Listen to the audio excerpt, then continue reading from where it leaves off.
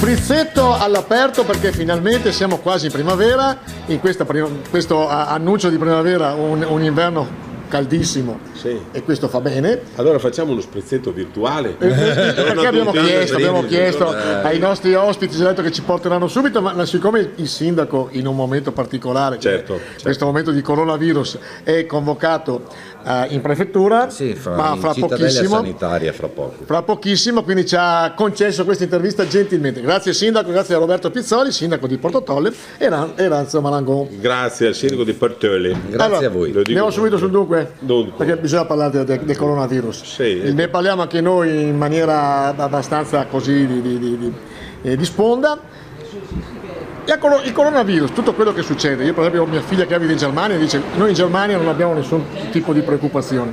È stato un eccesso di zelo secondo lei sindaco, nel senso che abbiamo voluto dimostrare al mondo che siamo tanto bravi e poi invece si è come un boomerang ritornati indietro? Le dico il mio Roberto Pensiero, ti dico il mio Roberto Pensiero, che è quello che innanzitutto è mancata una cabina di regia europea, perché l'Europa ha sicuramente snobbato la situazione e di conseguenza, tra l'altro oggi i risvolti sono proprio tra l'altro che siamo gli untori quasi dell'Europa, a dimostrazione che le nostre politiche europee, il nostro approccio con l'Europa sicuramente non è dei più positivi, ci sono figli e figliastri, noi per l'ennesima volta dimostriamo di essere i figliastri di questa Europa e questo sicuramente è un concetto da sviluppare. Poi ci sono, a mio avviso, delle responsabilità proprio oggettive che riguardano cosa intendevano riguardo questo virus e cosa è arrivato qua. Le misure che oggi ci sono di fatto sono misure di contenimento, la frase stessa vuol dire che non è stata anticipata la questione ma è arrivata poi di riflesso. Poi secondo me comunque noi abbiamo fatto tutto il possibile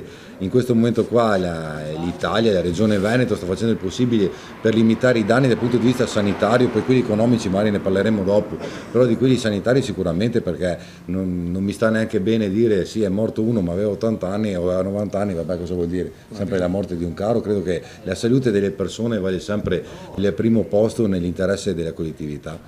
Secondo te Renzo, i sindaci sono stati lasciati soli? No. La competenza non è dei sindaci. Però tante cose sono l'ultimo presidio. Assolutamente. Cioè pensare, i sindaci sono cittadini come tutti gli altri che hanno delle responsabilità su questa vicenda inesistente. Piuttosto del senno di poi sono piene le fosse, si dice. Però io darei è la prima volta che c'è una epidemia di questo genere, la prima volta che si affronta un virus con questa velocità, la prima volta che ci sono i mass media che sono surclassati dai social media, ma soprattutto vi faccio solo un esempio. Domenica mattina dalle ore 13:15, 13:30 alle ore 24 Rai 1, Rai 2, Rai 3, Rete 4, Canale 5, Italia 1, La 7, i canali di Sky, fino alle ore 24 sempre e solo quell'argomento. Siccome io sono convinto che coloro che i cittadini sono come tutti noi, quindi alla fine persone molto più semplici di quanto si possa immaginare, è chiaro che il giorno dopo hanno invaso i supermercati. Ma di cosa parliamo? L'organizzazione della stampa, dei mass media, ha distrutto la capacità di analizzare. Non si può andare contro le zanzare con un canone. Quindi secondo me le autorità scientifiche hanno, diciamo la verità, andare in televisione 2 minuti non fa dispiacere a nessuno, ma andare 500 volte in una settimana, cominciare dal Presidente del Consiglio, è poi l'informazione, un certo tipo di informazione si autoalimenta, cioè tu più ne dai e più ne vorresti, più te ne dai.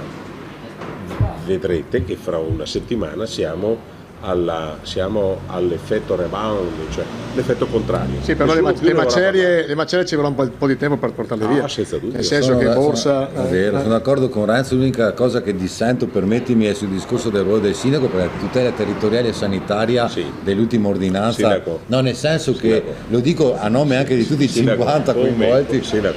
Come fa un sindaco ad affrontare un problema come questo?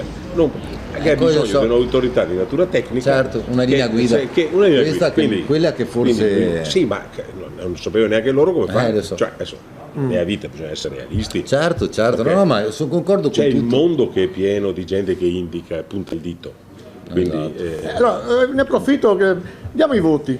Allora, potere centrale, il governo come si comporta? Voto da 1 a 10.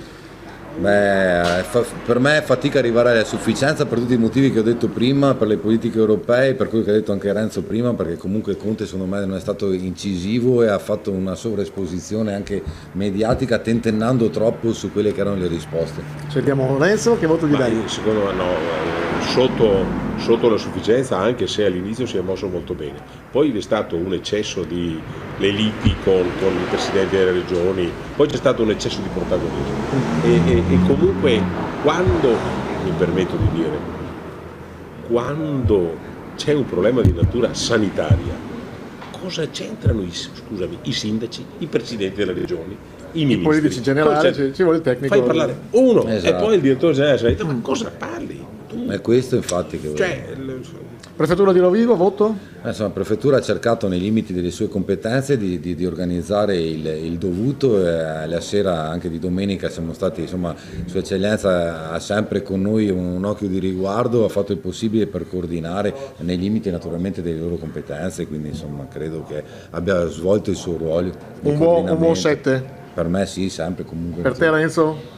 Sì, guardando i giornali non ho avuto contatti diretti con il prefetto, però io dico sempre il prefetto, perché è giusto così. La coniugazione al femminile è una forzatura che non ti piace? Forzatura politica dell'italiano, perché è un organismo, quindi non. Giusto. Comunque al di là di questo. Ultima roba, ultimo voto, i sindaci?